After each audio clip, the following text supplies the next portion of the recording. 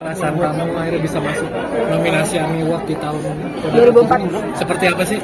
Seneng sih, ini bukan kali pertamanya, cuman kali ini rasanya lebih menegangkan tapi menyenangkan juga, sekaligus menyenangkan karena dapat lebih dari satu, jadi sebuah kehormatan, sebuah kebanggaan bisa dipercayai sama AMI Awards dan diapresiasi sebegitu. Kalau boleh dan saingan kamu gimana ngeliatnya peluang kamu buat menang? Itu peluang kita serahkan pada yang di atas, tapi keren-keren semuanya menurut aku layak untuk mendapatkan Piala AMI Awards. Jadi untuk menang atau enggaknya itu bonus. dua kategori bisa disebutkan apa aja? Dua kategori, album terbaik, album terbaik. Itu. Oke, bisa dijelaskan maksudnya di tahun ini adalah tahun kamu nggak sih? Banyak lagu-lagu kamu yang hits kan, apalagi seperti apa sih perjalanan karir kamu? Seperti apa perjalanan kamu sampai saat ini? Perjalanannya ya, sebenarnya kalau banyak orang bilang sih ini cukup singkat ya, maksudnya aku baru mulai tahun lalu, tapi sebenarnya aku udah mulai cukup lama. Dulu aku duo dan aku baru coba solo 2 tahun yang lalu. Terus nggak tahu ya, ini menurut aku bukan karena kerja keras saya sendiri, karena sebuah anugerah dari Tuhan, dipercayakan. Maksudnya ternyata mini album dan albumnya diterima sebegitunya. Jadi nggak tahu ya, aku harus bereaksi seperti apa. Aku bersyukur aja sih ini. Karena dia, menurut kamu sejauh mana sih AMI Awards ini bisa ngedongkrak karir kamu ke depannya? Bukan ngedongkrak kali ya, kayak menurut aku nggak bisa dipungkiri AMI Awards ini selalu buat bagi musisi ya terutama pasti jadi patokan, setuju atau nggak setuju, tapi dengan kita masuk nominasi apalagi menang itu bikin kita jadi pede, terus jadinya mungkin akan membuat karya yang selalu lebih baik setiap tahunnya, karena pasti kita adalah dalam hati pasti pengen masuk ke nominasi gitu. Dulu kamu pernah punya angan-angan nggak pengen masuk sini? Aku ya pastilah.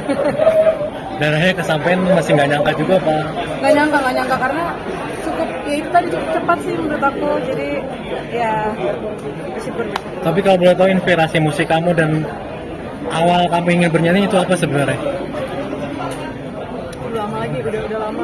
Apa ya, karena aku banyak lihat, entah ya, kalau aku lihat konser-konser musisi luar gitu kayak rasanya wah seru ya, kayaknya suatu hari bisa menampilkan apa yang kamu tuangkan, isi hatimu yang kamu tuangkan dari ke lagu, kamu bisa tampilkan dan banyak orang bisa sing-along, itu kayaknya menyenangkan sekali gitu. Dan dia, kamu kan di tahun ini kan jadi top artis yang paling di streaming di Spotify gitu untuk Indonesia ya.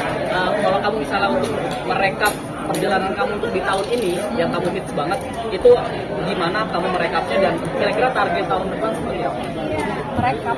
Iya. Merekap gimana? Untuk ngejelasin terkait dengan pencapaian kamu yang tahun ini kan bombastis banget gitu. Nah mungkin seperti apa kesan-kesan untuk pencapaian kamu tahun ini dan targetnya untuk tahun depan? Oke. Aku sangat bersyukur ya karena tahun ini itu tadi ya cukup banyak pencapaian baru dan menurutku besar. Bagiku ya mungkin banyak yang lebih layak atau sama-sama layak, tapi mungkin aku ada faktor luck juga ya, itu nggak bisa dipungkiri. Terus aku sampai lupa pertanyaannya kebanyakan, maaf. Targetnya tahun depan apa, Nat? Target tahun depan, kalau aku bisa, aku pasti akan produksi lebih banyak karya lagi. Maksudnya sebisa mungkin, sesering mungkin. Kalau aku mampu, aku akan rilis album dalam waktu dekat. Tapi kalau enggak juga aku akan paling enggak ada kolaborasi gitu. Dan nanti ada tawaran lain di luar musik gak saat ini yang akan diterima, kalau tetap mau fokus di musik dulu gitu, atau film gitu? Tapi inspirasi kamu dalam bermusik itu apa sih? Dalam menciptakan lagu, keseharian kamu apa? kisah hidup tuh kamu, referensi, inspirasi kamu dalam membuat lagu biasanya ngapain? sangat banyak sih, maksudnya kisah-kisahnya gitu. Iya. Sangat banyak dan kebanyakan itu aku temukan di waktu-waktu yang emang tidak diduga gitu loh, kayak waktu-waktu yang aneh misalnya. Ini aneh ya. Gak apa-apa. It's okay. Enggak, tapi makanya inspirasi menurut aku benar kata orang, inspirasi datang dari mana-mana sih. Jadi sangat beragam ya. Dari aku tuh nulis lagu bisa satu lagu dari pengalaman pribadiku. Bahkan dalam satu lagu itu setengah pengalaman pribadiku, setengah aku ngarang. Setengah pengalaman pribadiku, setengah pengalaman orang, kayak gitu. Banyak beragam, nggak ada beda-beda proses kreatifnya. Tapi gimana sih caranya buat jadi bisa nyiptain lirik yang kayak relate dan deket banyak orang sampai akhirnya meledak kayak gini gitu? Formulanya lah. Iya, formulasinya yang gimana sih gitu?